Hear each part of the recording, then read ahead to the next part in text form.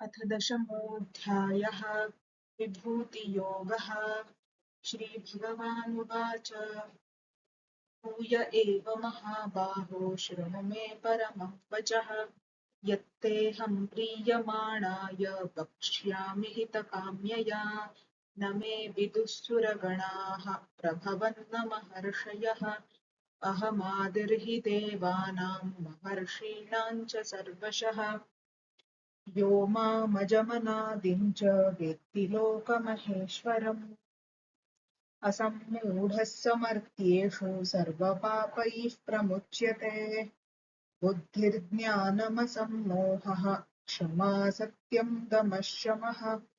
सुखं दुःखं भवो भावो भयं चाभयमेव च।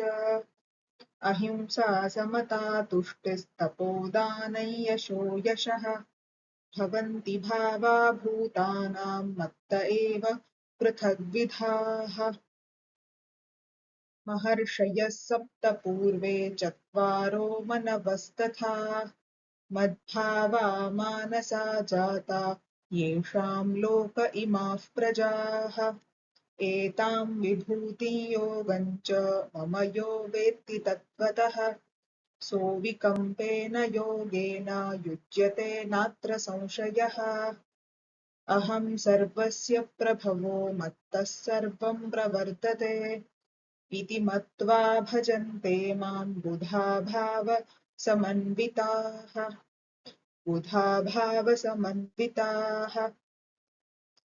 मच्चित्ता मद्गतप्राणा बोधयन्तः परस्परं। कथयन्तश्च मां नित्यं तुष्यन्ति च रमन्ति च। तेषां सततयुक्तानां भजतां प्रीतिपूर्वकं। ददामि बुद्धियोगं तं येन मामुपयान्ति ते। तेषामेवानुकम्पार्थमहमज्ञानजन्तमः नाशयाम्यात्मभावस्थो ज्ञानदीपेन भास्वता। अर्जुन उवाच परं ब्रह्म परं धाम पवित्रं परमं भवान् पुरुषं शाश्वतं दिव्यमादिदेवमजं विभुम्। आहुस्त्वां ऋषयः सर्वे देवर्षिर्नारदस्तथा। असितो देवलो व्यासस्त्वयं चैव ब्रवीषि मे। सर्वमेतद्रुतं मन्ये यन्मां वदसि केशव। न हि ते भगवन् व्यक्तिं विदुर्देवानदानवाः। स्वयमेवात्मनात्मानं वेत्थत्वं पुरुषोत्तम। भूतभावनभूतेश देवदेव जगत्पते। वक्तुमर्हस्य शेषेण दिव्याह्यात्मविभूतयः। याभिर्विभूतिभिर्लोकान् इमांस्त्वं व्याप्य तिष्ठसि। कथं विद्यामहं योगिंस्त्वां सदा परिचिन्तयन्। केषु केषु च भावेषु चिन्त्योऽसि भगवन्मया। विस्तरेणात्मनो योगं विभूतिं च जनार्दन। भूयः कथय तृप्तिर्हि शृण्वतो नास्ति मे मृतम्। श्रीभगवानुवाच हन्त ते कथयिष्यामि दिव्याह्यात्मविभूतयः। प्राधान्यतः कुरु श्रेष्ठ नास्त्यन्तो विस्तरस्य मे। अहमात्मा गुडाकेश सर्वभूताशयस्थितः। अहमादिश्च मध्यं च भूतानामन्त एव च। आदित्यानामहं विष्णुः ज्योतिषां रविरंशुमान्। मरीचिर्मरुतामस्मि क्षत्राणामहं शशी। वेदानां सामवेदोऽस्मि देवानामस्मि वासवः।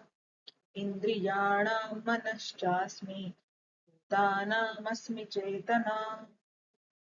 रुद्राणां शङ्करश्चास्मि वित्तेशो यक्षरक्षसां।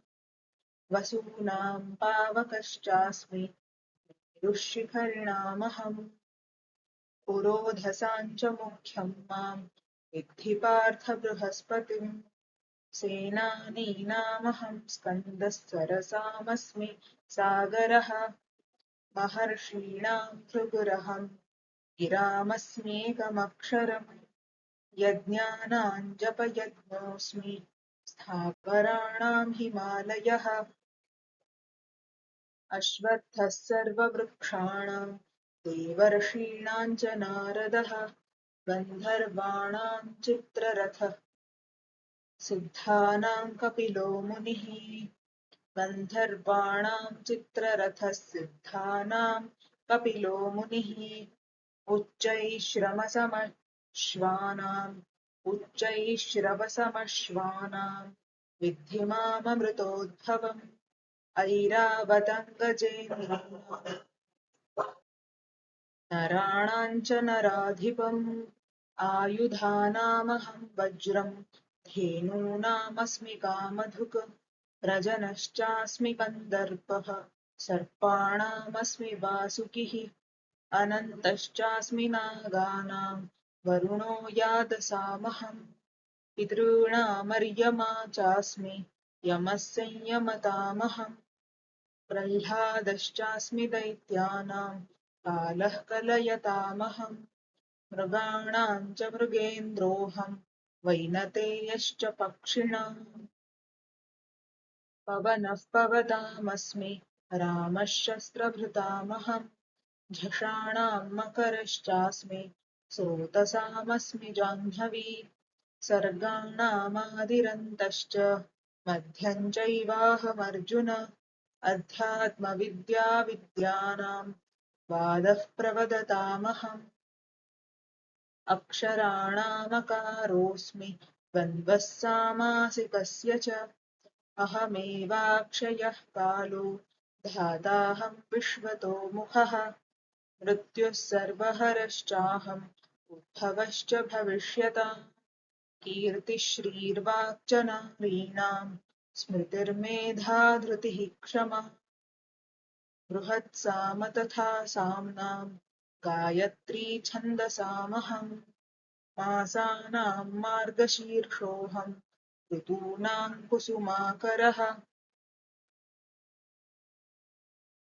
द्यूतं छलयतामस्मि तेजस्तेजस्विनामहम् जयोऽस्मि व्यवसायोऽस्मि सत्त्वं सत्त्ववतामहम् वृष्णीनां वासुदेवोऽस्मि पाण्डवानां धनञ्जयः मुनीनामप्यहं व्यासः कवीनामुशना कविः दण्डो दमयतामस्मि नीतिरस्मि जिगीषताम् मौनं चैवास्मि गुह्यानां ज्ञानं ज्ञानवतामहम् यच्चापि सर्वभूतानां बीजं तदहमर्जुन न तदस्ति विना यत् स्यान्मया भूतं चराचरम् नान्तोऽस्ति मम दिव्यानां विभूतीनां परन्तप एष तूद्देशतः प्रोक्तो विभूतेर्विस्तरो मया